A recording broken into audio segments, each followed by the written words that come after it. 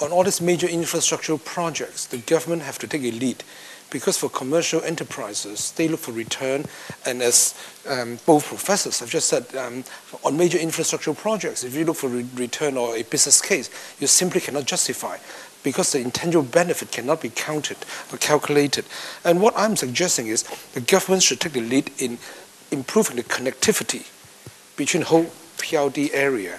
And then the business people, then they can decide what they want to do. Once you can estimate, it's only 1 hour to be traveling from Guangzhou to Hong Kong, and people from Guangzhou can come to West Kowloon and see a show, and then they can go back and go to Shenzhen, have a supper before they go home. And all this create a lot of business activities, and therefore business people can take advantage of the connectivity and the infrastructural projects that the government have implemented to plan for their future.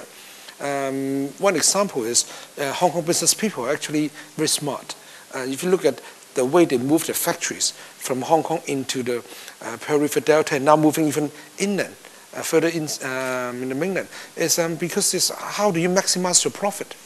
But again, I think one good thing is I do feel that Hong Kong business people now do have more social conscience about a greener enterprise, and I can see a lot of factories actually in the Pearl River Delta are paying a lot more attention to environmental issues.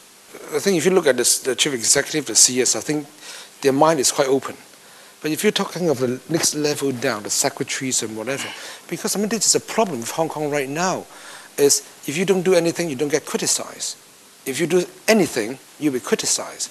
And they have so much on their plates that they would prefer not to do anything. In fact, in our research report in 2008 about the Pearl River the metropolis, one of the points that we made was, well, the ministers or the secretaries, they should have more vision, and they should think of their box and look at the future rather than just being very reactive. I think this is something that that is a problem. But again, is it a problem of the secretaries, or is it a problem of the political situation in Hong Kong?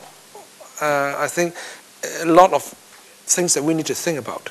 And I don't know what professors want to say a few words on that. I can supplement by saying that it is very difficult to be a civil servant these days, especially when you have to deal with the public. I think, well, not too long ago, when I think when the British were here, I think many people aspire to be an AO, administrative officer, and through the ladder you can climb to the top. Now, even that does not attract very good people these days, because they know that this is going to lead them to confrontational situations, as we saw in the LegCo recently when they had to vote for the high-speed railway.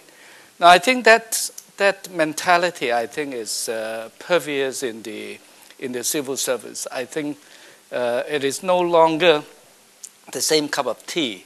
It used to be very good that people, well, really try hard to get it. But now this is, well, a different situation. You have to deal with the electorate, and this is actually the whole Hong Kong society is different from before. I think that we see the mobilized, well, groups of people. I think they're voicing their discontent. I think to some extent this has to be heard. But when you go overstep, I think the boundary, I think it is quite dangerous, as we saw recently in the high-speed railway, the confrontation between the police and the crowd, and that's not pretty.